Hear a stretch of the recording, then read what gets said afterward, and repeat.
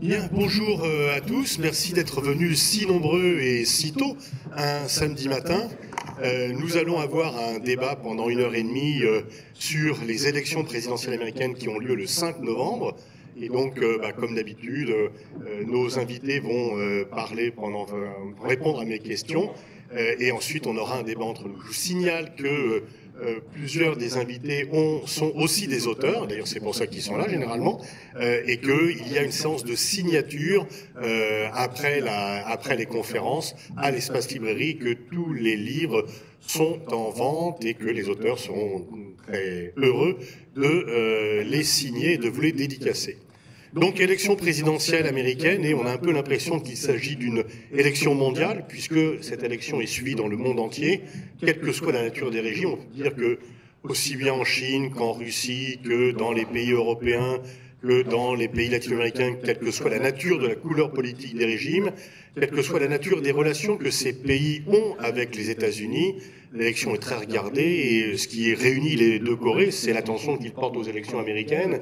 Ce qui réunit Chinois et Taïwanais, c'est également l'attention qu'ils portent aux élections américaines. Et donc, pourquoi ces élections nous fascinent-elles autant? Est-ce qu'il y a autre chose que le poids des États-Unis sur la scène mondiale? Je vais poser la même question à chacun des invités. Bon, on va commencer par la gauche. Gérard, à toi la parole.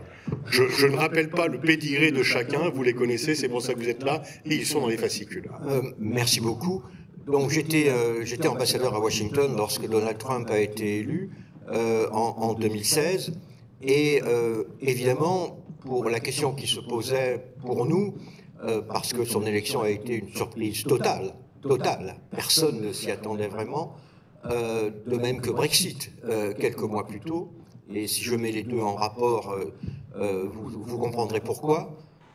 Ensuite, la question a été de savoir pourquoi Donald Trump, et d'autant plus pourquoi Donald Trump, c'est que finalement, nous nous sommes très rapidement rendus compte que entre Donald Trump et la vague populiste en Europe, les similitudes étaient immenses. C'est-à-dire, pour la première, j'ai suivi les affaires américaines pendant des décennies, mais pour moi, c'était la première fois que les vies politiques européennes et américaines étaient à ce point, s'alignaient à ce point. Au fond, le génie de Donald Trump, car c'est un génie en 2016, a été de sentir que derrière les chiffres macroéconomiques excellents des États-Unis se cachait un profond malaise. Un malaise économique, d'abord, et aujourd'hui, en 2024, ce malaise économique est toujours là. Un malaise économique, c'est-à-dire la classe moyenne inférieure américaine avait vu son niveau de vie largement stagner, et la classe ouvrière américaine avait été victime de la désindustrialisation. Ça, c'était le volet économique de ce malaise. Et puis, il y avait le volet identitaire. C'est-à-dire, aux États-Unis, vous avez une Amérique blanche, chrétienne, masculine, qui est en train de perdre le pouvoir du fait des équilibres démographiques.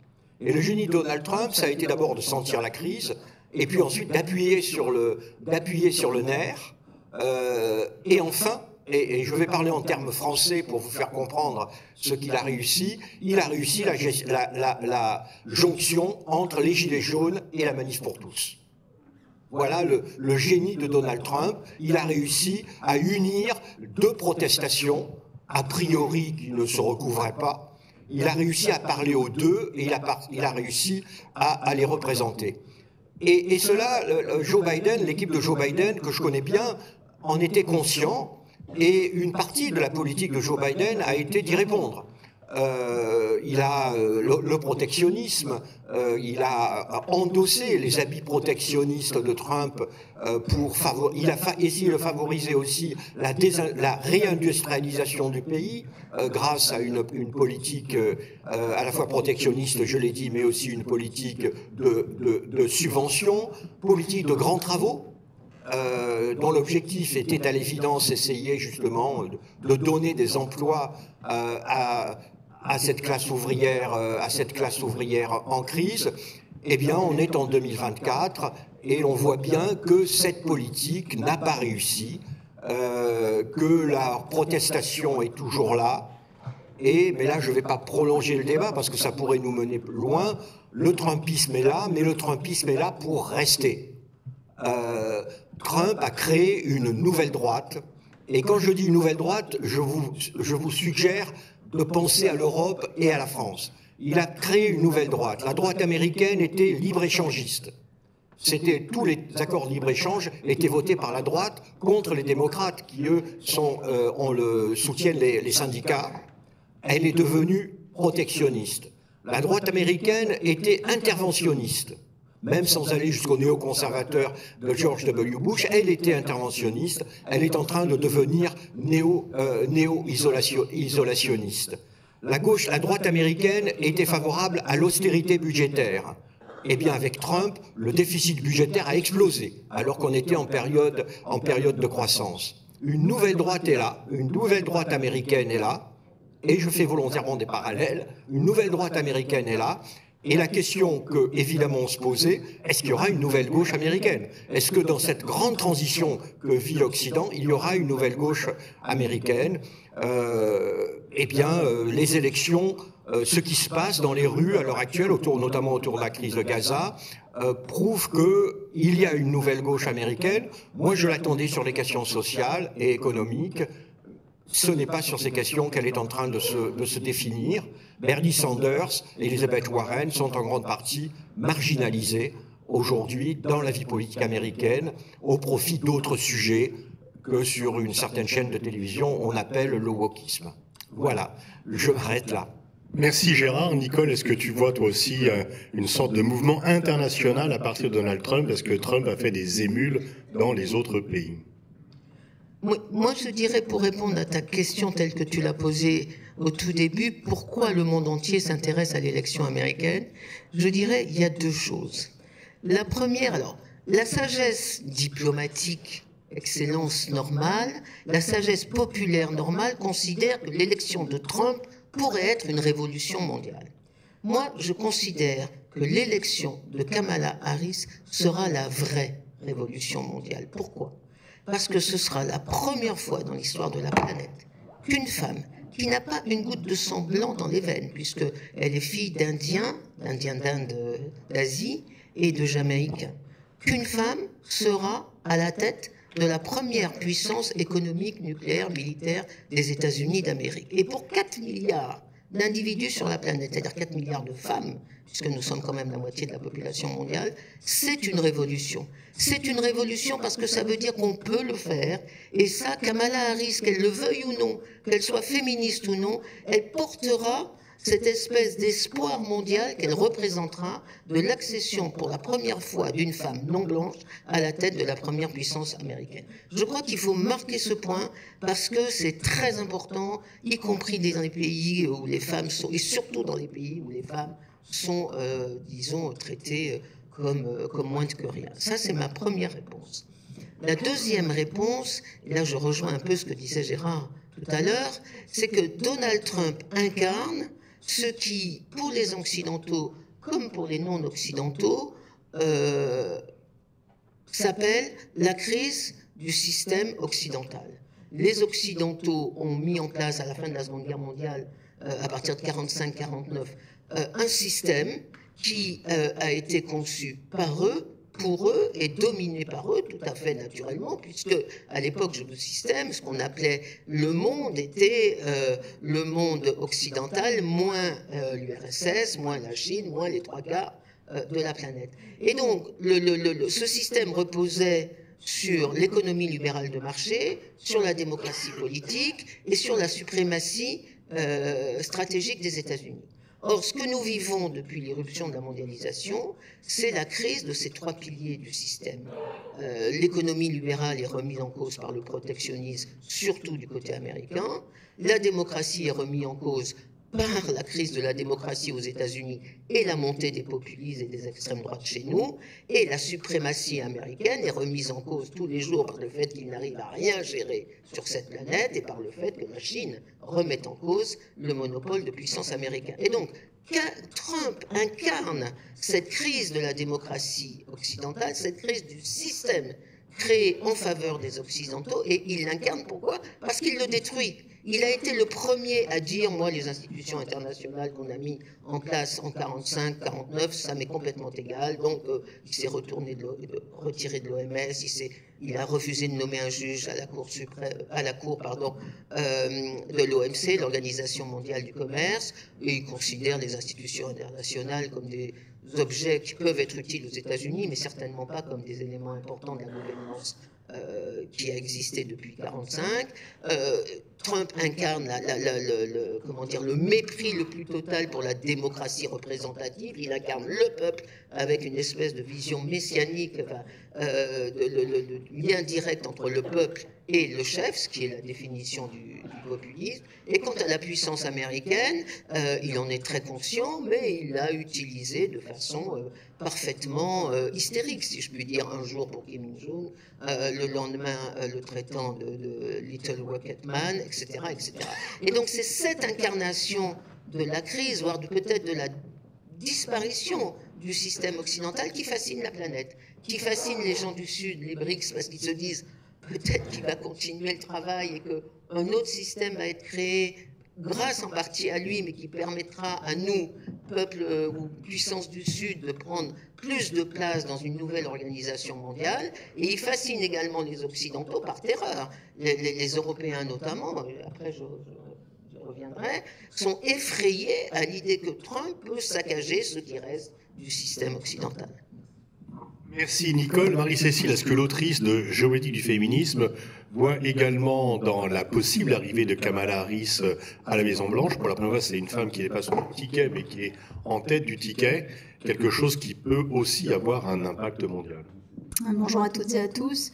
Oui, alors rien n'est fait encore, hein, bien sûr, la dynamique est en faveur de Kamala Harris depuis qu'elle est dans le jeu, hein, depuis fin juillet. Mais enfin, tous les sondages sont dans la marge d'erreur encore dans les États clés. Donc il faut bien sûr être prudent. Effectivement, oui, ce qu'elle incarne et puis ce qu'elle porte, surtout comme politique. Et sur cette question des droits des femmes, c'est majeur parce que la défense du droit à l'avortement, la défense des droits reproductifs et plus globalement les menaces qui pèsent sur les libertés humaines, parce que c'est le storytelling du Parti démocrate qui pèse sur les libertés des femmes, ça pèse sur les libertés humaines en général aux États-Unis, c'est son combat. C'est son combat.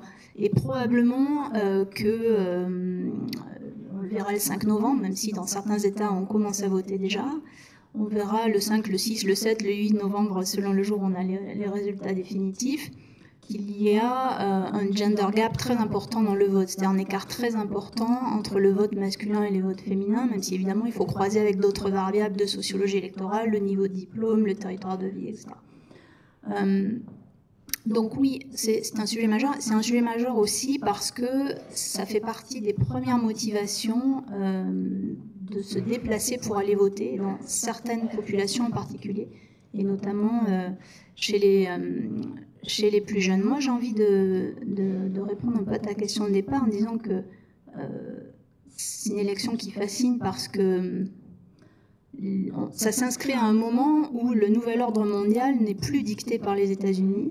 Et ce qui m'a frappé, c'est en début de semaine le discours de Joe Biden à l'ONU, où c'était à la fois le crépuscule de cette figure politique quand même majeure des 50 dernières années, et en même temps le crépuscule d'un certain ordre mondial dicté par les États-Unis. Ça correspondait vraiment à ce moment précis.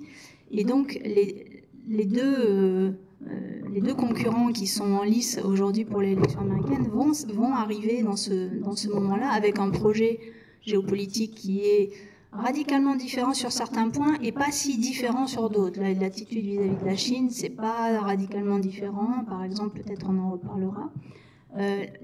Ça fascine aussi parce que Trump n'a jamais quitté la scène politique depuis qu'il a été battu. C'est quand même inédit dans l'histoire des États-Unis, me semble-t-il. Comme président battu, reste au premier plan de la scène politique, tout en clamant, et parce qu'il clame peut-être, qu'il a gagné en 2020. Et vous avez toujours ce discours de la victoire volée de 2020 auquel adhèrent un grand nombre de ses partisans.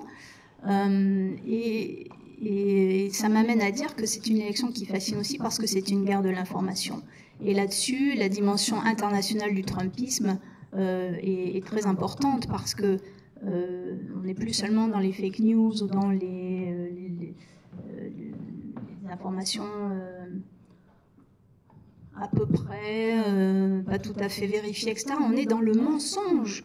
C'est une industrie du mensonge qui se déploie, qui continue de se dérouler et qui fait des émules dans un grand nombre de pays, y compris dans les autres démocraties. Le dernier en date qui fait grand bruit mais qui n'est pas fortuit dans la bouche de Trump, c'est quelqu'un qui réfléchit à ce qu'il dit quand même. C'est l'histoire des immigrés haïtiens qui mangent les chiens et les chats à Pittsburgh. On pourrait dire, il a perdu la tête en disant ça, mais pas du tout. Ça fait partie d'une stratégie de stigmatisation de l'autre, de celui qui n'est pas comme nous, mais qui est ce nous. C'est l'Américain blanc d'origine européenne qui est en train de disparaître démographiquement aux États-Unis, et ça sert à attiser une base électorale pour non pas l'élargir, mais au contraire la galvaniser pour qu'elle aille voter en masse. Donc je dirais un affrontement entre deux personnes qui s'inscrit dans un nouvel ordre mondial dont on ne sait pas vraiment ce à quoi il va ressembler dans les prochaines années, si ce n'est que les États-Unis ne dictent plus cet ordre-là. Et puis un personnage qui n'a jamais quitté la scène politique, bien qu'il ait perdu, qui remet tout en cause, effectivement, dans la manière de traiter avec ses alliés, qui croit au mythe de l'homme fort. Et ça aussi, ça peut faire des émules dans le monde, parce qu'aujourd'hui, on vit dans une époque où le mythe de l'homme fort est encore très très présent. Et puis une guerre de l'information, et on n'en parle peut-être pas suffisamment sur la scène politique et médiatique française, mais en tout cas, c'est majeur dans cette élection.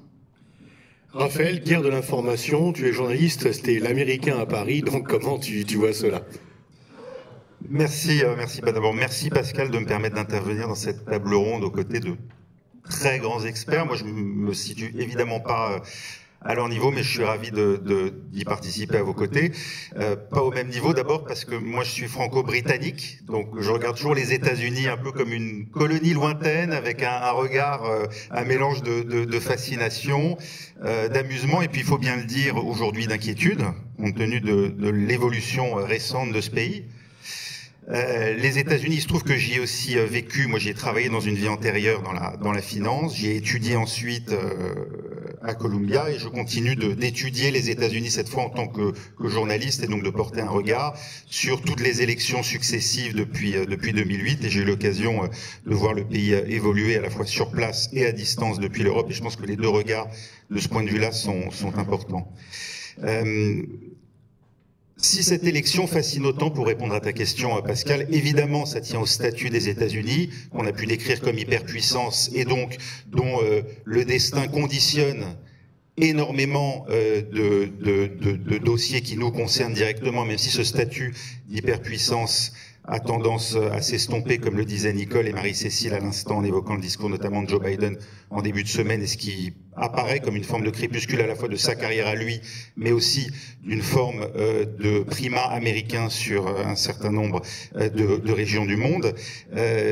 Mais au-delà de ça, je crois qu'effectivement, ça tient à la personnalité des deux candidats. Si Kamala Harris est élue, évidemment, ce sera un phénomène totalement inédit. Comme l'a dit là aussi Nicole, pour la première fois, une personnalité qui n'a pas de sang blanc dans ses veines, serait élue présidente des États-Unis, pour la première fois une femme, et avec un discours qui peut sembler aujourd'hui moins en rupture que celui qu'elle portait lors de sa tentative avortée de candidature en 2020, mais qui néanmoins a des accents clairement progressistes, et elle a montré, il me semble, dans les premières semaines de sa campagne, une capacité qu'on ne lui connaissait pas forcément sur un certain nombre de dossiers du monde, y compris d'ailleurs hier encore sur l'Ukraine, lors de sa rencontre avec Volodymyr Zelensky, où elle a tenu un discours extrêmement nuancé, à mon avis, qui tient compte des difficultés du dossier, contrairement à ce qu'a dit Donald Trump.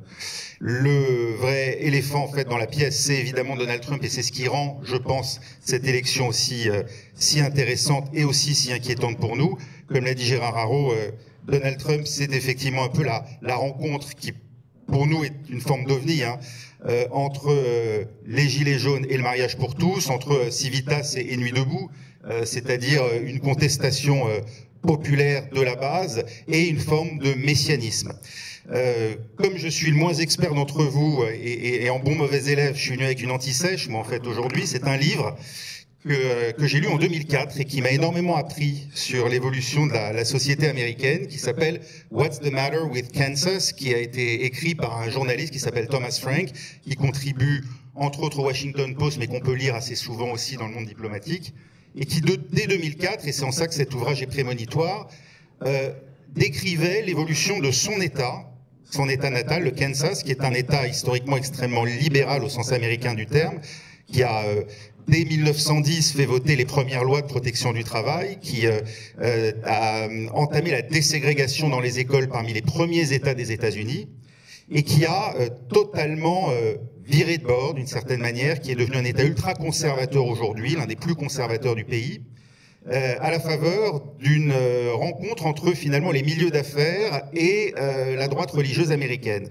Les frères Koch, qui sont deux très gros financeurs des candidats américains, deux très gros contributeurs des campagnes des candidats américains jusqu'à Donald Trump aujourd'hui, qui ont fait leur carrière dans les abattoirs, sont des équarrisseurs en fait à l'origine, et ils ont fait fortune dans ce secteur. Et bien ils ont contribué financièrement à ces campagnes pour, en s'appuyant sur la droite religieuse, en fait, développer les intérêts du grand capital. Et on se retrouve aujourd'hui, en fait, avec un État qui est un État historiquement rural, mais très syndiqué, et des milieux ouvriers ou paysans qui votent contre leurs intérêts parce qu'on leur agite effectivement des chiffons rouges qui sont le risque du mariage homosexuel, qui sont un avortement généralisé jusqu'au mensonge perpétré par Trump sur l'avortement post-naissance, qui semble totalement absurde. Et effectivement, cette catégorie sociale populaire vote contre ses intérêts pour des candidats qui en réalité ne cherchent qu'à pousser des intérêts économiques, mais qui s'abritent derrière des paravents religieux. Voilà, j'en ai pratiquement fini, mais je pense que Trump est l'aboutissement en réalité de cela. C'est-à-dire que lorsque Donald Trump se présente comme le défenseur des intérêts de la classe ouvrière, dit s'opposer aux délocalisations, certes, il met en place des taxes, mais en réalité, son seul indicateur, le seul repère sur lequel il fonde, lui, la réussite économique des États-Unis, c'est le Dow Jones. Pour lui, la réussite de l'économie américaine sous son premier mandat, il n'a cessé de le dire, elle est indexée en réalité sur l'indice boursier et non pas sur la réelle création de richesse ou de valeur pour les salariés. Tu voulais dire un mot, Marie-Cécile? Oui, très rapidement, What's the Matter with Kansas, traduit en français par Pourquoi les pauvres votent à droite. Et c'est bien ce que vous dites, parce qu'effectivement, malgré un discours qui s'adresse à la petite classe ouvrière, aux Américains moyens, etc., le vote Trump, c'est d'abord un vote de riches. Il ne faudrait pas laisser penser, ne pas croire que les pauvres votent massivement pour Trump. En fait, il a fait une percée dans le vote du vote ouvrier ou chez les plus démunis en 2016, mais majoritairement, les plus démunis, quand ils votent, continuent de voter démocrate. Mais effectivement, il a ce discours-là. Et puis, c'est quand même globalement un vote de riches. Le gros de l'électorat de Trump, c'est quand même un électorat républicain traditionnel. Il n'y a pas 74 millions, pour citer les chiffres en 2020, de l'électorat qui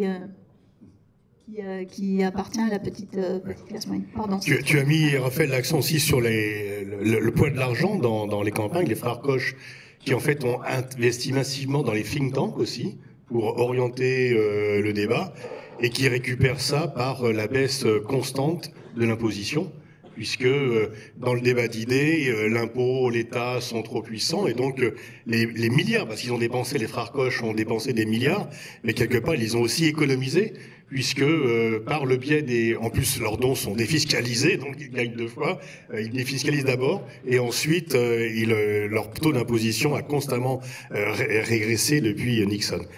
On a vu un peu les dangers ou les impacts nationaux que cela. En politique étrangère, quelles sont les grandes différences? Est-ce que, comme Poutine, vous allez dire, peu m'importe, ça sera pareil, Trump et Kamala Harris, qu'il a dit ça par provocation pour dire que la Russie éternelle, de toute façon, se fiche de ce qui se passe dans l'ennemi occidental. Mais pour nous, Européens, et pour le monde entier aussi, pour le système multilatéral dont on a vu hier combien il était en danger, quelles sont les différences fondamentales entre les deux candidats? Gérard, on va continuer par toi. Merci. Je voudrais tout d'abord nuancer l'aspect économique. En réalité, Moi, je suis convaincu que Trump aurait été réélu en 2020 s'il n'y avait pas eu le Covid. Au début de l'année 2020, au moment du départ de la crise Covid, les États-Unis connaissaient une véritable euphorie économique. La politique de Trump a été, petit 1, fondée sur, en effet, la baisse des impôts, et en particulier sur les plus riches, la baisse des impôts des plus riches, et deuxièmement, le démantèlement des réglementations, notamment de protection dans le domaine de l'environnement. Mais, et je suis vraiment désolé, ça a marché. C'est-à-dire que l'économie américaine, à la fin de 2019, début 2020, était à une croissance de 3,5%, le chômage était inférieur à 3%, et, élément très important, les salaires les plus bas commençaient à augmenter, alors qu'ils avaient stagné très largement au cours des trois dernières décennies. Et aujourd'hui, j'aurais tendance à dire que le vrai problème de Kamala Harris, c'est sa crédibilité économique. Parce que vous demandez aux Américains, et là je ne parle pas de Wall Street, je parle de l'Américain de base, il fait beaucoup plus confiance à Donald Trump pour l'économie que Kamala Harris. Donc je voudrais quand même le dire. Oui, c'est des cadeaux aux plus riches, c'est évident, hein, c'est la théorie du ruissellement la plus brutale. Oui, Wall Street, qui a voté Clinton en 2016, a voté massivement Trump en 2020 et revotera Trump en 2024, sans doute. Mais il y a aussi un élément, c'est que l'homme de la rue considère que Trump a bien géré l'économie. En termes de politique étrangère, la grande tendance pour moi, c'est que finalement Trump ou Kamala Harris, c'est pas si différent que ça. En politique étrangère, vous avez les États-Unis sont en train de partir sur la pointe des pieds d'Europe. Ils étaient en train de partir, et c'est plus ou moins Vladimirovitch qui les a retenus au Basque en envahissant l'Ukraine. Mais pour les États-Unis, l'Ukraine est un peu une distraction au sens anglais du mot, c'est-à-dire les détourne de l'essentiel. Pour eux, l'essentiel se résume en 3 mots, Chine, Chine, Chine. Pour eux, c'est l'Asie, c'est en Asie qu'il y a la croissance. Vous savez, lorsque il y a 2% de croissance en Europe, nous crions youpi lala. Lorsqu'il y a 5% de croissance en Chine, on dit que la Chine est en crise. Il y a quand même une réalité. Pour beaucoup d'Américains, l'avenir du monde se définira entre New Delhi et Los Angeles. Pour beaucoup d'Américains, nous sommes en train de devenir un petit peu une périphérie du monde. Et les Américains sont pragmatiques. La guerre en Ukraine les retient, mais comme il a été dit, les Américains ne sont pas des va-t-en-guerre en Ukraine. Comme vous le savez, ils sont extrêmement prudents sur les types d'armes qu'ils livrent aux Ukrainiens. Leur discours sur la Crimée est particulièrement opaque, et personnellement, je suis convaincu que Trump ou Kamala Harris, après le 5 novembre, je pense qu'on parlera de négociations avec la Russie. Même chose dans le reste du monde. Après tout, c'est Trump qui avait lancé l'évacuation de l'Afghanistan. C'est Biden qui l'a faite. Il y a aux États-Unis je dirais un sentiment global de nécessité de se retirer du monde. Ces interventions ont été beaucoup trop coûteuses, elles ont été des échecs. Occupons-nous des nids de poules dans les rues, dans les routes des américaines, et Dieu sait s'il y en a, plutôt que de nous occuper de pays lointains dont nous savons même pas où ils sont. Donc vous avez aussi du côté américain une sorte de volonté d'un certain repli. Alors Trump ou Kamala Harris, et c'est là que la limite de ce que je viens vous dire, c'est que la méthode sera tellement différente que les conséquences en seront elles-mêmes sans doute très différentes. C'est-à-dire sur l'Ukraine, comme Trump ne cesse de critiquer l'Ukraine, d'attaquer violemment l'Ukraine, pour des raisons un peu trop longues à expliquer, il a dit qu'il résoudrait le problème en 24 heures. Et donc qui ne soutiendrait pas l'Ukraine, et donc on peut imaginer un scénario d'un accord entre Poutine et Trump sur le dos des Ukrainiens. Que feraient les Européens? Mon sentiment est qu'ils pousseraient un soupir de soulagement et regarderaient ailleurs. Mais c'est sans doute, même si une administration Kamala Harris pensera à la négociation, ça sera quand même dans des circonstances extrêmement différentes, en particulier pour l'Ukraine. Et puis, plus généralement, donc, Je pense qu'on le voit bien au Moyen-Orient, mais on pourrait le voir ailleurs. La perspective qui s'ouvre à nous est sans doute d'États-Unis beaucoup moins interventionnistes qu'ils ne l'ont été. Si on pousse le scénario trumpiste jusqu'au bout, vous risquez d'avoir des États-Unis très armés, c'est-à-dire avec un très gros bâton. Si Trump est élu, acheter des actions des industries d'armement américaines. Là, vous êtes sûr de bien vous en tirer. Un énorme budget de la défense, mais en même temps des États-Unis qui définiront leurs intérêts vitaux de manière les plus restrictives. En gros, ils diront à la Chine, ils diront à la Russie, moi l'Estonie, j'en ai rien à faire. Moi, Taïwan, j'en ai pas beaucoup à faire, mais attention, si vous touchez à mes intérêts vitaux que je définis de manière restrictive, alors là, le bâton, je l'utiliserai de manière très très forte. En gros, de dire aux prédateurs, faites ce que vous voulez, mais gaffe si vous touchez à mes intérêts. Et donc on voit bien que nous nous sommes plaints pendant des décennies du garde-chasse américain qui était maladroit, qui était brutal. Eh bien là, nous verrons ce que c'est qu'un monde sans garde-chasse. Et je ne suis pas sûr que les Européens soient prêts à en tirer toutes les conséquences, parce que nous, Européens, nous avons vécu 77 ans de paix interétatique, c'est-à-dire la période de paix la plus longue depuis la chute de l'Empire romain. Est-ce que nous sommes prêts à sortir du monde dans lequel nous avons vécu, c'était les mélodrames à Bruxelles sur la prime à la vache allaitante. Est-ce que nous sommes prêts à ressortir dans le monde glacé où nous n'aurons pas le protecteur américain? Merci Gérard. Donc on va passer de Theodore Roosevelt qui disait de parler doucement avec un gros bâton à Trump qui criait fort avec un gros bâton. Alors, Nicole? Oui, alors moi je vois deux éléments de continuité, une interrogation et un point de rupture. Le premier élément de continuité que je vois, mais ça on est tous d'accord dans ce panel, c'est effectivement l'attitude américaine vis-à-vis de la Chine comme priorité des priorités. Ça remonte très loin. C'est Obama le premier en 2011, je crois, oui, qui a parlé le premier du pivot asiatique. Donc Obama lui a donné d'abord un sens stratégique à cette priorité chinoise. Ensuite, Trump lui a donné une incarnation commerciale avec le début du protectionnisme contre les importations chinoises. Ensuite, Bush lui a donné une dimension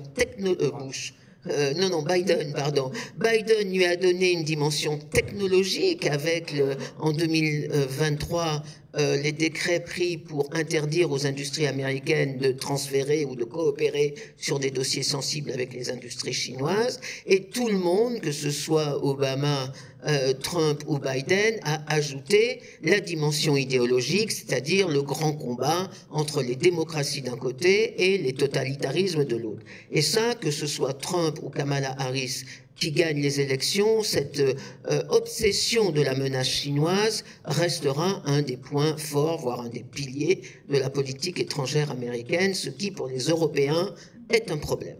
Les Européens seront sommés de suivre cette défense de la démocratie contre les autoritaires, et les Européens, j'en ai peur, vont se diviser sur cette affaire.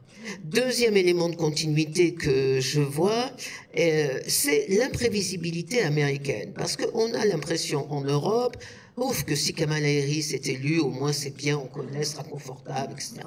Et que si Trump est élu, on aura des surprises tous les jours. Ben, si on regarde le passé récent des relations transatlantiques, ben, on s'aperçoit que les présidents démocrates ont été totalement imprévisibles et ils nous ont fait des surprises très mauvaises. Le premier étant Obama en 2014, quand il refuse de punir, il n'y a pas d'autre mot, la Syrie après l'utilisation de l'arme chimique contre 2013 ou 2014, je crois que c'est 2014, Michel, 13 alors que François Hollande est prêt, il dit on y va courageusement, puis s'aperçoit que ni les Anglais ni les Américains ne veulent y aller. Donc ça a été de la part d'Obama une très grande surprise stratégique, l'isolationnisme américain face à ce qui était une violation flagrante du droit international, c'est-à-dire le non-utilisation des armes chimiques. Et puis Biden, en tant que démocrate, a continué les surprises. Je rappelle le retrait d'Afghanistan. On avait encore 7000 soldats européens sur zone en Afghanistan. Ils n'étaient même pas au courant que l'Amérique avait décidé de se retirer dès le lendemain. Il y a eu la signature de l'accord AUKUS, c'est-à-dire un grand accord de sécurité avec l'Australie et la Nouvelle-Zélande. Et les pays européens membres de l'OTAN se sont dit, mais c'est quoi ce truc? On n'est même pas au courant qu'il y a une alliance bis qui se crée en Asie. Et troisième surprise, sur le plan économique, l'IRA, comment dit-on en français, la loi, décret, enfin, cette loi américaine de protectionnisme absolu des industries américaines face auxquelles les Européens, en particulier la Commission européenne, se trouvent fort dépourvus. Donc la surprise, elle vient pas forcément des républicains et pas forcément d'un fou comme Donald Trump. Les présidents démocrates nous ont habitués à des décisions prises sans aucune concertation avec les alliés européens et donc nous ont mis déjà devant le fait accompli de plusieurs surprises dont beaucoup étaient contre les intérêts européens. J'ai même pas parlé de la rupture par Trump, alors là c'est pas un démocrate, mais enfin la grande surprise en 2017 quand les Américains se retirent de l'accord qu'on avait réussi à négocier avec l'Iran pour plafonner l'enrichissement par l'Iran de l'uranium contre une réinsertion de l'Iran dans le commerce mondial. Trump dit ben non, moi j'y vais pas, ça c'est mensonge et compagnie, alors que même le président de l'AIEA avait dit que l'Iran respectait ses engagements. Bon, bref, voilà. Et du coup, on s'est même retrouvé alliés de la Chine pour essayer de défendre le système qui était en train de s'effondrer. Donc ça, je crois que ce sont deux éléments de continuité, la Chine, l'obsession chinoise et la surprise. Et encore une fois, pour les Européens, que ce soit Trump ou Biden, ce seront des moments difficiles. L'interrogation que j'ai, moi, c'est sur l'Ukraine. Évidemment, personne ne sait ce que vont faire ni Trump ni Kamala Harris. Trump l'a dit qu'il réglait l'affaire en 24 heures, mais il a reçu récemment Zelensky, enfin ils se sont parlé, ce qui à mon avis est quand même peut-être interprétable de façon moins négative que ce qu'on en pensait.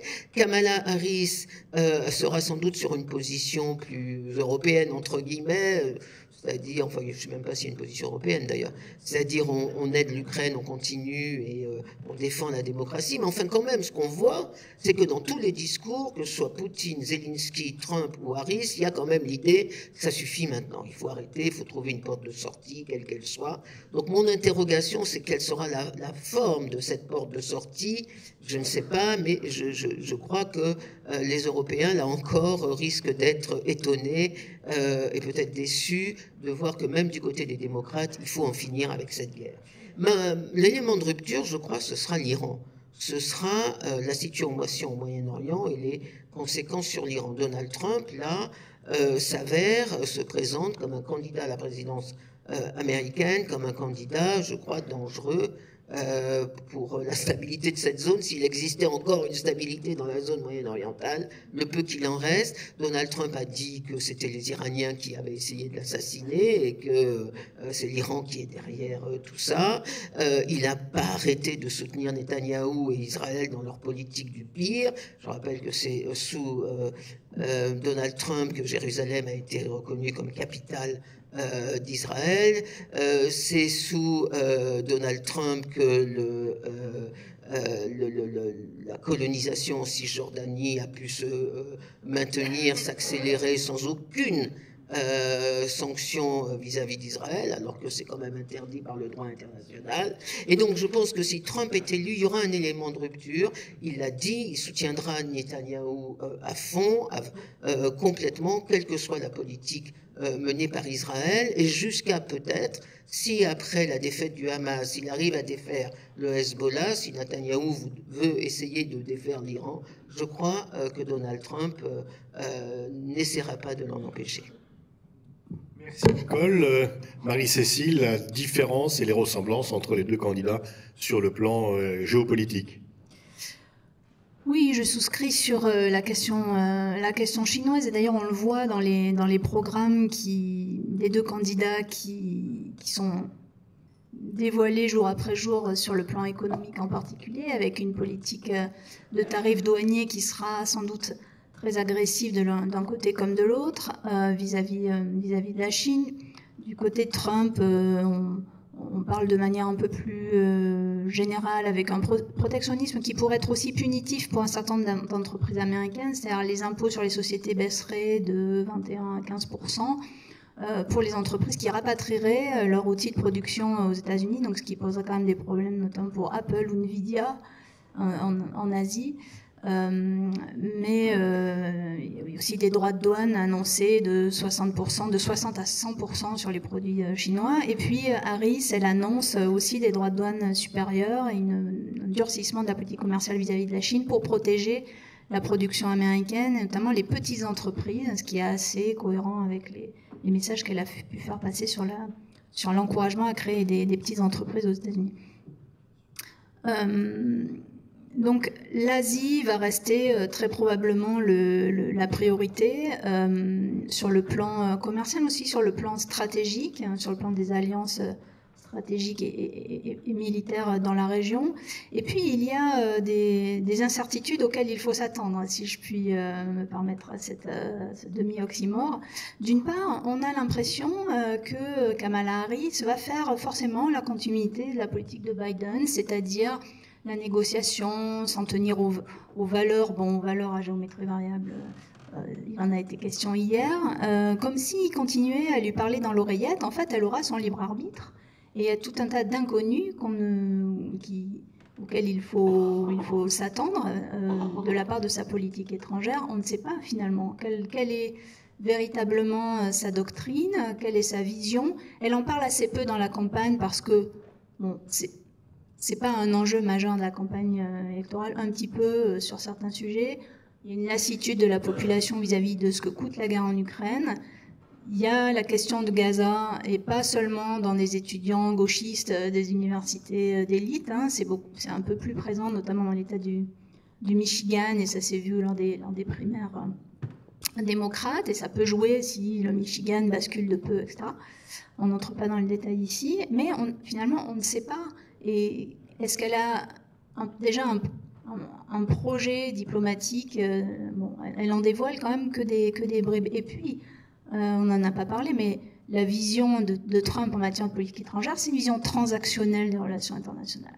C'est-à-dire, quel deal on peut faire pour s'entendre en fonction de tel ou tel enjeu. Et il n'y a pas forcément de cohérence, de conviction d'une situation à l'autre. Si vous voulez rester dans l'OTAN, nous dit-il, nos Européens, il faudra payer votre part. Si vous payez, vous serez protégés. Qu'est-ce qu'il a en tête pour d'autres régions du monde, par rapport à l'Arabie Saoudite, par exemple, qui avait été dans des deals avec lui pendant qu'il était président. Cette vision très transactionnelle peut le conduire, s'il est élu à nouveau, à avoir une approche de la géopolitique mondiale tout à fait incohérente d'une région à l'autre, en fonction des intérêts que lui-même définira et qui sont souvent confondus avec les intérêts des entreprises Trump. Donc un certain nombre de choses qu'on ne sait pas encore. Hier, effectivement, il a vu Zelensky, il lui a dit « Ukraine is gone ». Devant Zelensky, à la fois sidéré et pas si surpris que ça. Poutine est un très bon ami. Alors Zelensky lui dit « J'espère que nous aussi, nous pourrons être amis ». Bon, ça ne laisse pas augurer quand même quelque chose de très favorable à l'Ukraine, mais enfin, on ne sait jamais. On ne sait pas ce qui peut se passer. Donc, il y a une partie de choses qu'on peut anticiper et une autre partie qui est vraiment très incertaine, du côté comme de l'autre. Alors, quels sont les débats que tu vas organiser et animer, Raphaël, selon les uns et les autres? D'où seront les surprises? Qu'est-ce qui va le plus alimenter les émissions que tu animes dans les mois qui viennent, selon les deux scénarios?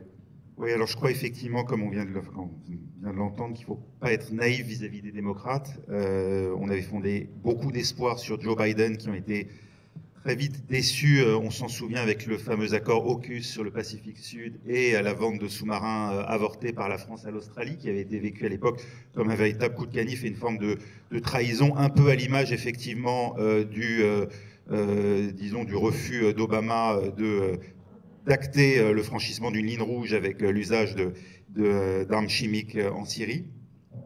Et par la suite, Joe Biden, sans doute aussi en laissant entendre que les États-Unis n'interviendraient pas en cas d'incursion russe en Ukraine, ce message a évidemment été interprété comme un feu vert. Il se trouve que par la suite, il a très nettement rectifié, que la politique américaine de soutien à l'Ukraine ne s'est pas démentie depuis, et donc on peut quand même néanmoins considérer qu'il y a eu un tournant de la politique américaine, et le soutien avec les alliés, en tout cas le soutien apporté aux alliés de l'OTAN, a été indéfectible depuis cette période-là. Ce qui fait que malgré tout, on a avec les démocrates, à défaut d'un allié totalement prévisible, au moins un allié plutôt fiable. C'est loin d'être le cas avec Donald Trump, pour qu'il n'y a pas d'alliés, en fait, il n'y a que des concurrents. Il l'a montré en commençant par renégocier l'accord de libre-échange nord-américain avec des pays, peut-être pas le Mexique, mais en tout cas le Canada, qui peuvent être considérés comme des partenaires proches, en laissant totalement tomber Boris Johnson à l'époque où, sorti de l'Union européenne via le Brexit, celui-ci cherchait précisément un accord avec les États-Unis et ne l'a jamais obtenu, malgré ce qui pouvait sembler être des garanties que lui avait donné Donald Trump lui-même. Il y a une imprévisibilité totale. Hier encore, lors de sa rencontre avec Volodymyr Zelensky, Donald Trump a à la fois dit qu'il résoudrait cette crise, tout en disant qu'en fait c'est un puzzle complexe qui va totalement à l'encontre de ses déclarations précédentes concernant sa capacité personnelle à résoudre cette crise en 24 heures, ce qui montre effectivement l'inconsistance du personnage sur des dossiers qui manifestement le dépassent. Et donc, ce qui fait que j'aurais tendance à dire, Trump, c'est Biden en pire. C'est-à-dire que Biden ne nous a pas donné toutes les garanties que nous souhaitions, mais au moins s'est comporté comme un allié. Trump devient effectivement totalement imprévisible. On peut fonder des espoirs dans le deep state américain et le fait que les intérêts à long terme des États-Unis font que demain, l'article 5, en cas d'attaque d'un des membres de l'OTAN, engagerait la solidarité américaine, mais toutes les déclarations de Donald Trump vont à l'encontre de cela. Il est extrêmement difficile aujourd'hui d'en tirer des conclusions définitives. J'ai un dernier point simplement sur ce que disait Gérard Roux, une petite atténuation sur les réussites économiques de Donald Trump. Certes, le PIB américain à son départ était à un niveau relativement élevé, mais on peut émettre des doutes sur le ruissellement. Le mouvement Black Lives Matter a montré qu'il y avait énormément de difficultés économiques qui se sont traduites par un déchaînement de violence aux États-Unis et qui, à mon sens, ne sont pas seulement liées à la paupérisation ponctuelle du Covid et le fait que beaucoup d'Américains se sont retrouvés sans emploi, mais le mal était sans doute plus profond aux États-Unis. Et puis on le voit aujourd'hui, le programme de coupe d'impôts proposé par Donald Trump creuserait, selon les estimations, de 4 trillions de dollars le déficit américain, ce qui est là aussi un signe de mauvaise santé. Le déficit n'a cessé de se creuser sous Donald Trump déjà à l'époque. Voilà, c'est simplement une atténuation personnelle. Merci Raphaël. On va faire un dernier tour de table avant de passer aux questions de ceux qui sont présents dans la salle.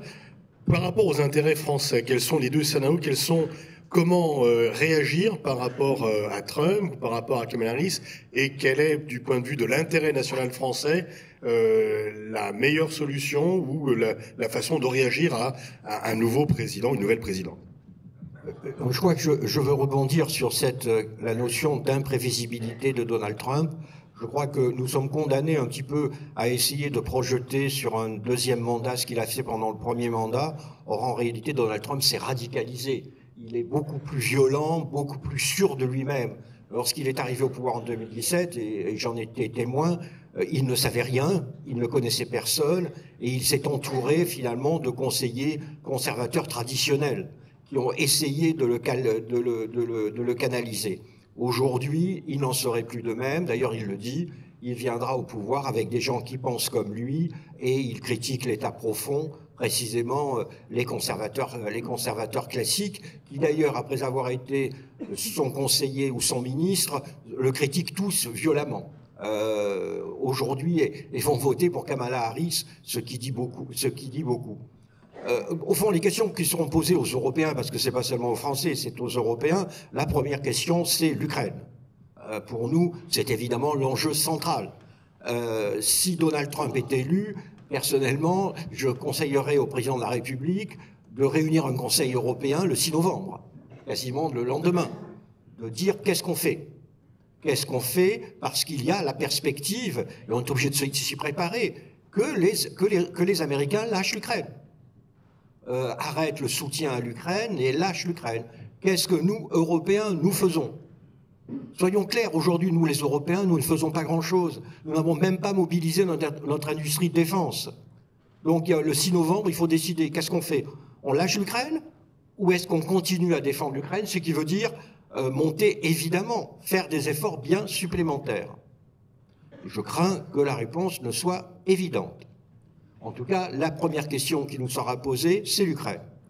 Deuxième question, c'est la défense de l'Europe. Parce que, vous savez, le débat sur le thème, oh, est-ce qu'il va sortir ou pas sortir de l'OTAN, c'est pas ça du tout le vrai débat. Parce que l'OTAN, c'est la garantie américaine. L'OTAN, c'est l'article 5, et l'article 5 dit quoi? En cas d'attaque d'un allié, les autres alliés prendront les mesures qu'ils jugeront nécessaires. Donc il n'y a absolument pas d'obligation d'aller au secours militairement au secours d'un allié attaqué. Donc posez-vous la question, si après l'élection de Donald Trump, Vladimir Vladimirovitch Poutine met une pression maximale sur l'Estonie, je ne dis pas envoie des chars, mais une pression maximale sur l'Estonie, il se pose la question en disant, est-ce que Trump va défendre l'Estonie? Poser la question, c'est y répondre. Trump ne défendra pas l'Estonie. Qu'est-ce que nous faisons, nous, Européens? Vous voyez, c'est des questions qui sont des questions centrales si Donald Trump est élu. Troisième question, la guerre commerciale. L'équipe de Donald Trump dit publiquement, les Européens ont un surplus commercial de 190 milliards de dollars avec les États-Unis. Nous devons le réduire à zéro par des droits de douane. Qu'est-ce que nous faisons en cas de guerre commerciale avec les États-Unis? On l'a bien vu lorsqu'il y a eu l'Inflation Reduction Act, auquel se faisait allusion Nicole, qui est un acte brutalement protectionniste, aux dépens des intérêts européens. Qu'ont fait les Européens? Rien. Rien, parce que toutes les grandes entreprises européennes, toutes, se sont précipitées à Bruxelles en disant « Par pitié, ne réagissez pas, parce que le marché américain est trop important pour nous ». Que ferons-nous? Que feront les Européens si les États-Unis déclenchent une guerre commerciale? Ça, c'est l'aspect, je dirais, c'est l'aspect Trump. L'aspect Kamala Harris, la vraie question sera sans doute les mêmes questions, mais sur le long terme. C'est la garantie américaine sur l'OTAN sera sans doute peu à peu érodée, mais on a le temps quand même. Sur l'Ukraine, une négociation, mais nous là aussi sur des termes qui ne seront plus favorables. Et dernier point, mais alors là c'est un sujet commun, c'est la Chine. Comme l'a dit également Nicole, vous savez, la relation internationale la plus importante qui définira votre avenir dans les 20 ans qui viennent, c'est pas l'Ukraine, c'est la relation sino-américaine. De même que pendant 20-40 ans, ce fut la relation entre l'URSS et les États-Unis qui ont défini notre avenir à l'époque. Évidemment que les États-Unis vont nous demander, d'une manière ou d'une autre, de les rejoindre dans leur camp face à la Chine. Qu'est-ce que nous ferons, nous, les Européens? Alors, je dis toujours à mes élèves, lorsqu'on pose une question, que feront les Européens? Commencez toujours par répondre par « ils seront divisés », quelle que soit la question. Donc les Européens seront divisés, mais au-delà de cette question, il faudra bien définir une position commune. À la fin, on y parvient toujours, trop peu et trop tard, mais on y parvient. Quelle sera la position que nous adopterons si les Américains viennent nous voir en nous disant « rejoignez-nous ». Merci Nicole. Oui. On va faire un tour de table rapide avant de passer la parole à la salle. D'abord, je m'inscris en faux contre ce qu'a dit Gérard Haraud. Les Européens ne sont pas toujours divisés. Ils sont souvent divisés, mais pas toujours. Sur l'Ukraine, il y a une unanimité -1, ce qui est quand même tout à fait considérable. Deuxièmement, c'est faux que les Européens n'ont rien fait sur l'Ukraine. On en est à plus de 70 milliards d'euros, c'est-à-dire 10% du budget annuel de l'Union européenne. Ça n'est pas rien quand on voit l'état interne social des pays membres de l'Union européenne. Et en matière d'armement, alors malheureusement Thierry Breton a été viré de la Commission européenne par Madame von der Leyen, mais toutes les initiatives qu'il avait essayé de prendre, en particulier le 1 million de munitions pour l'Ukraine, c'était effectivement pour booster les productions d'armement européennes. Si, le 1 million, il l'aura. Sur la question sur la France, alors, premièrement, moi je ne sais plus quelle est la politique étrangère de la France, ou en tout cas, qui fait la politique étrangère de la France? Est-ce que ce sera le gouvernement ou est-ce que ce sera toujours Emmanuel Macron? Mais c'est important, parce qu'on se trouve dépourvu quand la bise sera venue, si je puis dire. Deuxièmement, il faut reconnaître, malheureusement, moi je le regrette profondément, que la puissance française est quand même dans une phase de creux depuis quelques années. On compte beaucoup moins en Europe, au Moyen-Orient, au Maghreb, en Afrique que ça a été le cas, et sans doute on compte beaucoup moins, je parle sous le contrôle de Gérard, aux États-Unis que ce n'a été le cas. Donc Trump ou Kamala Harris, je crois qu'ils ne considéreront pas la France comme ce grand partenaire, cette fille aînée de l'Alliance, comme on disait autrefois de la France aux États-Unis.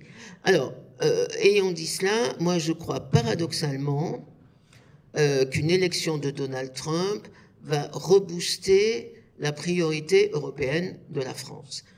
Emmanuel Macron a suivi une évolution tout à fait notable et regrettable, je trouve, entre ces deux mandats. Il était très européen dans son premier mandat, il a même reboosté l'Europe à lui tout seul en 2017, et il est devenu très atlantique dans son deuxième mandat, notamment à cause de la guerre en Ukraine.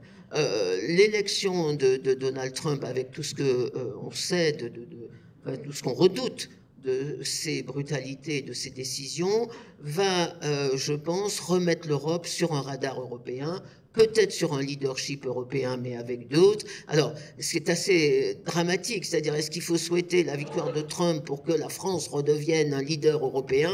On en est là, c'est un peu dramatique, mais je crois qu'effectivement, la France retrouvera une volonté de peser en Europe sur la question de la Chine, sur la question du protectionnisme, si c'est Donald Trump qui est élu. Si c'est Kamala Harris qui est élue, très franchement, je pense que on continuera de vivoter. Merci Marie-Cécile.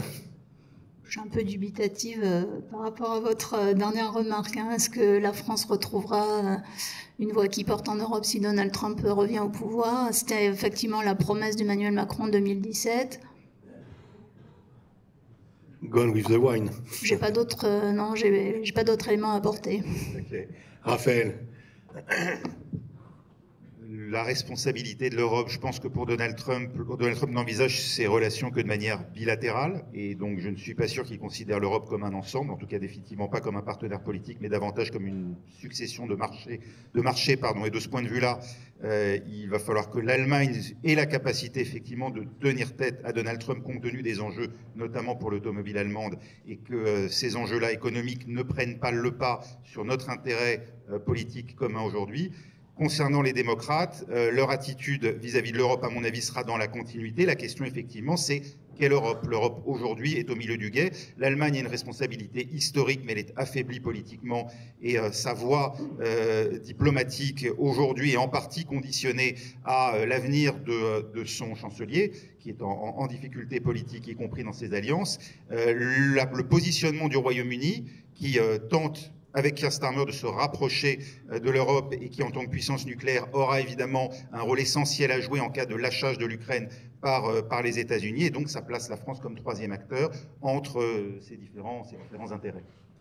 Merci à tous les quatre de ce débat très riche avec beaucoup de réflexions et d'informations. On a respecté le temps de ce débat, donc maintenant la parole est vôtre. Les micros sont à votre disposition, levez la main. Merci de vous lever quand vous posez la question pour qu'on puisse voir où vous êtes. Et soit vous posez la question à l'un des quatre intervenants, soit c'est une question générale.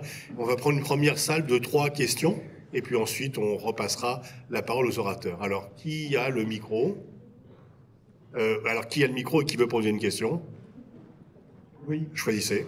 Bonjour.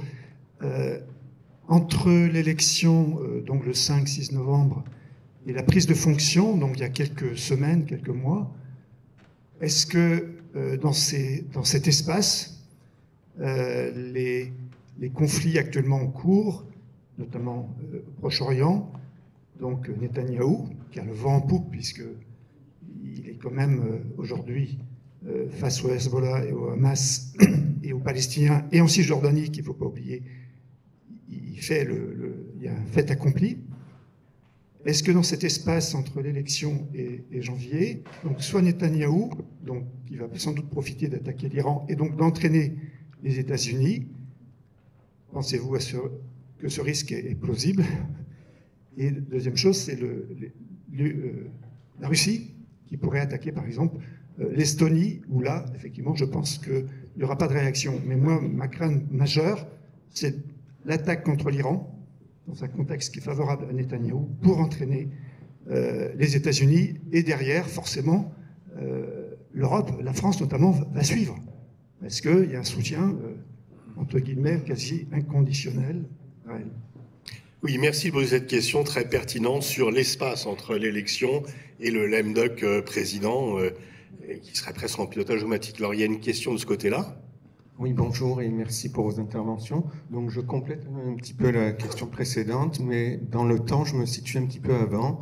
Dans quelle mesure le soutien inconditionnel des États-Unis, pour certains, la complicité pour d'autres, et j'en fais partie, il y a une opération génocidaire actuellement en Palestine, peut avoir un effet actuellement, donc dans l'élection en cours, sur le vote des électeurs américains dans un premier temps et des grands électeurs dans un deuxième temps. Merci. Une troisième question. Je me permets simplement de compléter la question. Oui. Si on se projette sur l'après-élection, dans le cas où Kamala Harris passerait, donc on peut l'espérer, peut-on attendre une certaine inflexion donc, dans la politique américaine vis-à-vis d'Israël et de la Palestine? D'accord, donc on va prendre une dernière question. Le support de Elon Musk à Trump change-t-il un peu le débat électoral que vous avez déjà présenté? En général ou sur le rapport à la Chine? Non, en général, pas sur le rapport à la Chine. Okay. Ça peut être sociétal aussi. Ok. Eh ben on va répondre. Je propose que, plutôt que de vous répondiez tous les quatre, pour laisser plus de temps, alors la première question sur qu'est-ce qui va se passer dans l'entre-deux, entre le 5 novembre et je crois que c'est le 20 janvier, qui est l'investiture. Qui veut... Gérard, c'est peut-être toi qui est le... En fait, non, disons que ça... Alors, soit tu réponds à toutes les questions, mais je préférerais qu'on ait beaucoup plus de questions, donc tout le monde... Ah, bon, oui. Parce que, au fond, la question 5 novembre, 21 janvier, non, il y a un président, le président c'est Joe Biden, et il est pleinement président. Donc je ne pense pas qu'il y ait de changement politique entre le 5 novembre et le 21 janvier. La vraie question est, après le 21 janvier, si Donald Trump, dont au cours de son premier mandat, a été fanatiquement pro-israélien, il semble annoncer qu'il le sera encore dans le second mandat. En ce qui concerne, au fond, la question centrale, la position des États-Unis vis-à-vis d'Israël, là, on a peut-être des désaccords, mais je pense franchement qu'elle ne va pas beaucoup changer. Je pense que la grande majorité du peuple américain reste pro-israélienne. La surprise a été l'apparition d'une gauche pro-palestinienne au sein du Parti démocrate, mais je ne pense pas que le peuple américain change radicalement dans sa vision du conflit. Il y a une profonde entente qui dépasse le fameux lobby juif américain. C'est l'alliance israélo-américaine n'est absolument pas due au lobby. Elle est due à une entente entre les deux peuples. Vous savez, j'avais mon collègue américain, l'ambassadeur parce que j'étais ambassadeur à Tel Aviv. Donc l'ambassadeur américain à Tel Aviv, un jour, m'explique qu'il reçoit les directeurs de radio évangélistes de la droite religieuse qui venaient faire un voyage en Israël. Et il me dit, ces gens-là, tous les matins, ils parlent à 40 millions d'auditeurs. Et lui commence son petit exposé. Les ambassadeurs, vous devez vous en rendre compte, adorent faire des exposés. Donc l'ambassadeur commence en disant « Je vais vous expliquer le conflit du Moyen-Orient ». Eh bien, un des participants lui dit « Non, pas besoin, monsieur l'ambassadeur. Nous savons bien les Hébreux contre les Philistins ». Et donc mon collègue américain était évidemment, qui était d'ailleurs lui-même un juif religieux, était évidemment effondré par cette réponse. Donc ne pensons pas qu'il puisse y avoir d'un seul coup un revirement de la position américaine. On voit bien que l'administration Biden est paralysée pour des raisons électorales, mais aussi pour des raisons politiques, parce que le Congrès ne la suivrait pas. Le Congrès n'acceptera jamais des mesures anti-israéliennes, par exemple. Donc de ce point de vue-là, je crains que ce sera la continuité. Alors Kamala Harris protestera, refusera de livrer quelques bombes par-ci par-là, mais il n'y aura pas de revirement de la position américaine, vraiment. Nicole, est-ce que la guerre de Gaza et l'extension au Liban pèsent sur les élections? Alors, c'est une question difficile, mais je pense que oui. D'ailleurs, bon, il se passe quelque chose, pas seulement aux États-Unis, mais dans l'ensemble chez les Occidentaux, la figure du Palestinien, le Palestinien est devenu une espèce de la figure de l'opposition à l'impérialisme occidental. Alors, américain aux États-Unis, mais occidental dans le reste du monde. Un peu comme était la guerre du Vietnam, quand nous, on avait 20 ans. C'est-à-dire que pour un certain nombre d'électeurs démocrates américains, qui sont en faveur des droits de l'homme, qui ne supportent pas l'idée de cautionner un génocide, c'est dans les gènes des démocrates, la situation aujourd'hui au Moyen-Orient est presque un dilemme personnel, c'est-à-dire est-ce qu'on continue de soutenir Israël parce qu'Israël a le droit de se défendre et que les démocrates soutiennent, comme tous les Américains, l'existence et la défense de l'État d'Israël, mais est-ce qu'en même temps, on n'est pas obligé, comme on l'a été comme leurs parents l'ont été pendant la guerre du Vietnam, de s'opposer à une politique qui est contraire à tous les principes humanitaires, les principes éthiques des démocrates. Et je crois que ça peut peser. Et ça peut peser dans un sens plutôt favorable à Kamala Harris si la politique de Netanyahou continue de façon aussi, je dirais, dénuée de scrupules qu'elle le fait aujourd'hui. Mais en revanche, je ne suis pas sûr que cette hésitation de l'électorat démocrate soit complètement déterminante, parce que je pense que Gérard a raison, quels que soient les sentiments, enfin les convictions personnelles, je pense que les États-Unis sont structurellement alliés à l'État d'Israël, quel que soit le président au pouvoir. Merci. Marie-Cécile, est-ce que Elon Musk est un facteur de changement dans ce jeu électoral? Oui, c'est une question intéressante, Elon Musk, parce que ça s'inscrit dans ce que je disais au tout début sur la guerre de l'information. Évidemment, le patron de X est beaucoup vilipendé par les démocrates pour les informations qu'il relaie ou qu'il tronque, notamment son soutien à des personnalités extrême droite, antisémites, etc. Mais il faut prendre ça très au sérieux. Et puis Musk, il représente, je crois, ce à quoi une bonne partie de l'électorat de Trump, plutôt masculin, plutôt dans le monde des affaires, diplômé, pas diplômé du supérieur, etc., aime chez Trump, c'est-à-dire le fait de n'avoir de compte à rendre à personne. Et ça, on le traite peut-être de manière un peu désinvolte ou pour s'offusquer, etc. Mais c'est très sérieux, c'est un carburant très sérieux, je pense, dans une partie de l'électorat trumpiste. Je parlais tout à l'heure de gender gap dans le choix d'un candidat ou de l'autre candidate, et ça joue énormément. Après, tout le monde n'est pas sur X, c'est une petite minorité de gens qui sont sur X aujourd'hui, mais enfin, après, c'est repris par d'autres médias, etc., et ça peut faire un peu boule de neige. Donc c'est un sujet très intéressant, le cas de Musk, pour tout un tas de raisons. Raphaël, si Kamala Harris est élue, est-ce qu'elle changera de politique ou est-ce que les fondamentaux sont trop puissants? Elle avait pris ses distances à un moment donné, et puis lorsque Netanyahou est venu à Washington, elle a effacé ses distances. Oui, elle s'était opposée à l'invasion de Rafah, notamment, par l'armée israélienne, et puis c'est vrai que depuis, on ne l'a plus entendu sur cette question. Peut-être lorsqu'elle a compris effectivement qu'elle serait peut-être la candidate du Parti démocrate à l'élection présidentielle et qu'il lui incombait donc désormais d'incarner la politique américaine et donc une forme de continuité avec l'administration à laquelle elle a participé. Elle n'était pas en pointe sur le dossier du Proche-Orient jusque-là et désormais, si elle est élue, eh bien, ce sera elle qui sera en première ligne. Donc Kamala Harris est rattrapée d'une certaine manière par le poids des responsabilités et par l'héritage. Est-ce qu'elle modifiera sa politique? Il y a eu une micro-inflexion, en fait, ces derniers mois, de la part des États-Unis. Pendant l'espace, je crois, d'une semaine, il y a eu une suspension des livraisons d'armes dites offensives. On s'en souvient à peine parce qu'en réalité, ça a repris aussitôt et qu'aujourd'hui, évidemment, il n'est plus question d'un arrêt du soutien, malgré les multiples visites, on ne les compte plus, d'Anthony Blinken au Proche-Orient pour tenter d'arracher un cessez-le-feu à Gaza. Il faut rappeler quand même que la position officielle des États-Unis, c'est l'interruption de l'offensive à Gaza en contrepartie de la libération des otages américains. Et c'est la solution à 2 États qui reste la position officielle des États-Unis, quand bien même Biden n'est pas revenu sur le déménagement de l'ambassade américaine de Tel Aviv à Jérusalem.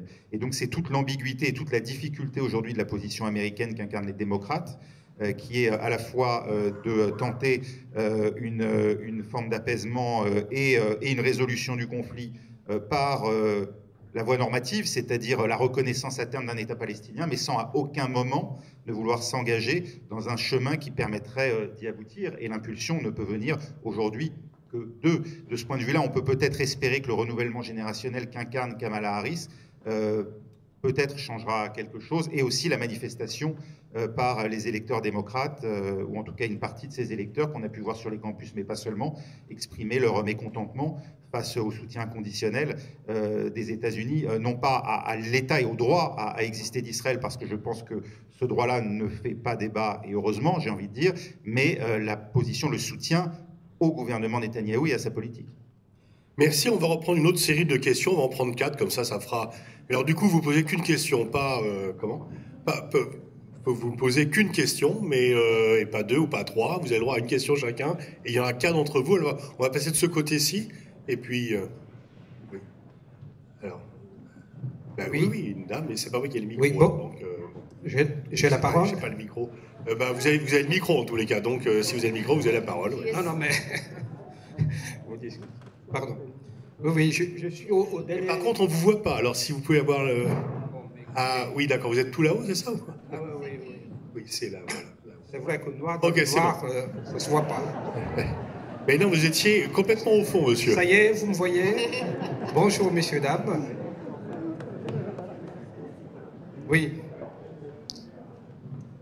Un continent a été complètement oublié dans le débat. Je vais parler de l'Afrique. C'est vrai que l'Afrique compte pour peu, et pourtant, l'Afrique apporte l'essentiel des matières premières stratégiques. Aussi alors bien attendez, l'Europe. Je vois qu'on est parti pour un long discours. Non, mais oui, c'est une introduction. Alors, oui, encore une fois. Monsieur, vous avez posé une question, soyez respectueux du public et des orateurs, posez une question. Vous n'êtes pas là pour faire un long discours. Je ne fais pas un long discours, et je crois que les gens ont bien compris puisqu'ils ont rigolé.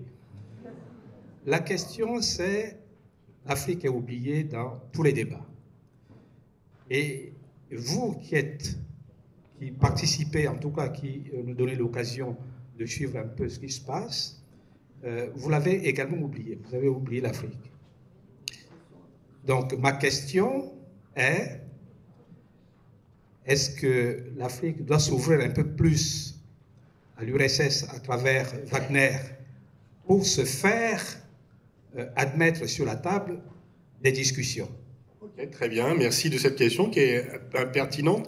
Mais je vous signale qu'il y a une session entière sur l'Afrique, donc on essaie de ne pas mélanger les débats. Voilà, enfin en tous les cas, on retient votre question. Est-ce que l'Afrique, par désintérêt des Américains, pourrait tomber du côté russe? Alors, on va aller de ce côté-là. Oui, alors oui, et peut-être aussi des femmes. On va avoir aussi voilà. pour les femmes. Ah oui. Oui. Allez-y, puis après on parlera de femmes. Moi, ça va faire écho à ce qu'a dit... parce que moi, j'aimerais bien évoquer aussi une autre région qui a été oubliée pendant ce débat. C'est l'Amérique latine. Quand on voit l'importance croissante de la Chine dans ce continent, qui est l'arrière-cour historique des États-Unis. Okay. Donc j'aimerais savoir tout simplement quelle est la position politique de Trump et Harris sur cette région. Alors on a un peu parlé dans les débats, il y a une séance sur les BRICS aussi, mais enfin bon, ok, donc Afrique, Amérique latine, madame.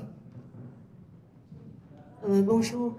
Je voudrais savoir quels sont les enjeux de l'élection pour l'Asie, parce que je sais que pendant le mandat de M. Biden, il a bien renforcé l'alliance avec le Japon, la Corée du Nord, il a renforcé le partenariat stratégique avec le Vietnam et les Philippines.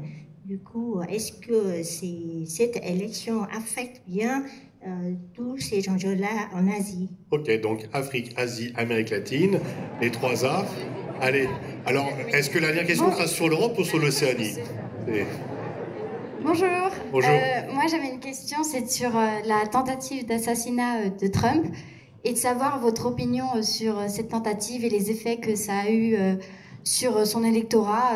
Quels ont été, selon vous, les bienfaits et les méfaits Ok. de cette tentative. Bon, Raphaël, tu choisis quoi? Comme continent ou comme la tentative d'assassinat? Moi, je vais me fonder uniquement sur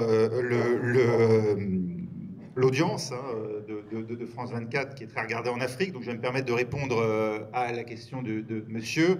Alors, si je comprends bien, et si on essaye de voir le rapport avec les États-Unis, dans quelle mesure, effectivement, la présence russe, notamment à travers Wagner, peut avoir un impact sur l'attitude des États-Unis envers le continent africain.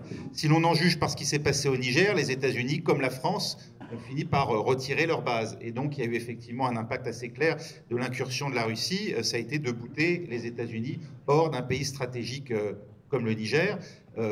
Stratégique au plan militaire, stratégique au plan économique aussi en raison de son sous-sol et des minerais, et notamment d'uranium. Donc on voit bien effectivement que les Américains eux-mêmes aujourd'hui subissent la présence russe. Il n'en reste pas moins que les États-Unis continuent de fournir énormément de renseignements à l'armée française et lui ont permis d'opérer dans cette zone du Sahel. Et donc ça reste néanmoins, je pense, une région stratégique pour eux. Donc il va y avoir effectivement une vraie concurrence qui va s'opérer entre les États-Unis et la Russie. Je pense que les Russes l'ont bien compris. La Chine, évidemment, est un acteur. La Turquie aussi, d'ailleurs. Donc, l'Afrique va forcément, dans les prochains mois, être un sujet d'intérêt pour les Américains. Je ne les vois pas s'en désengager. Je ne vois pas non plus d'initiative majeure en faveur de l'Afrique se dessiner pour autant. Merci Raphaël. Marie-Cécile, les tentatives d'assassinat, quel impact?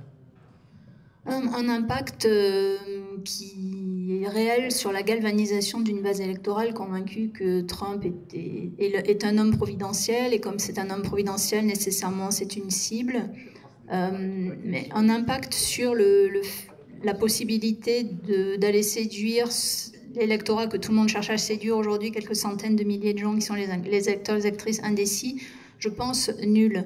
En revanche, il y a un impact aussi, enfin pas en revanche, mais en outre, il y a un impact aussi sur l'alimentation de la marque Trump, qui est dans le champ politique, mais aussi en dehors, parce qu'il a sorti un livre de photos avec en couverture cette image où il a le poing levé après la première tentative d'assassinat.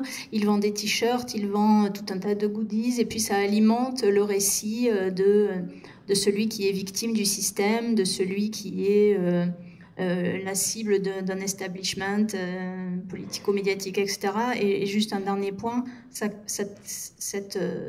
deux tentatives d'assassinat, et sans doute bien d'autres, soit qu'elles soient le fait de loups solitaires aux États-Unis, soit qu'elles viennent de puissances étrangères, parce que les menaces de l'Iran sont bien réelles. Mais en tout cas, pour les deux dont on a entendu parler, ça rejoint une autre question de l'agenda très importante, qui est la prolifération des armes aux États-Unis, et notamment les mitraillettes, les AR-15, celles qui permettent de faire des coups en rafale et qui sont en libre service, si je puis dire, quasiment dans les supermarchés dans une grande partie des États-Unis. Donc ça, c'est un sujet de l'agenda politique qui divise profondément les démocrates et les républicains. Du coup, je vais prendre, après une négociation avec mes camarades, je vais prendre la question sur l'Amérique latine. Effectivement, il y a une présence chinoise et la Chine est devenue, dans l'arrière-cour américaine, ce qui était l'arrière-cour des États-Unis, un acteur principal, et à part le Mexique, dont 80% des exportations vont encore aux États-Unis. Mais si vous mettez le Mexique à part, la Chine est un plus important partenaire commercial de l'Amérique latine que les États-Unis. Ils ont détrôné les États-Unis comme premier partenaire commercial.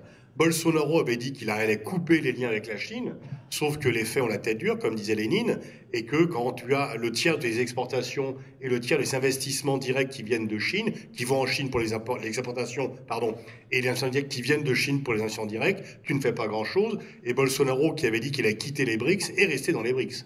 Alors maintenant, il y a eu un switch. Lula a remplacé Bolsonaro et Milei a pris la place de la gauche, en Argentine, mais l'Argentine ça pèse pas comme le Brésil. Et Milei, alors il s'est pas encore très net s'il va vraiment renoncer à rentrer dans les BRICS, mais bon, Milei est très Trump. Ceci étant, le mouvement sur la base quand même d'un rejet psychologique des États-Unis en Amérique latine, la Chine n'a pas encore eu le temps de se faire détester Peut-être que ça viendra au bout d'un certain temps, mais la Chine est une concurrence directe et c'est vrai que pour les pays latino-américains, la présence chinoise est une façon de n'être plus dans un tête-à-tête bilatéral, inégalitaire avec les États-Unis. Et les États-Unis sont obligés de tenir compte de la présence chinoise. Ils peuvent moins qu'auparavant. Par exemple, la fin de la doctrine Monroe, c'est bien sûr la volonté d'Obama, l'émergence des pays latino-américains et aussi la présence chinoise. Alors l'Asie, chacun d'entre vous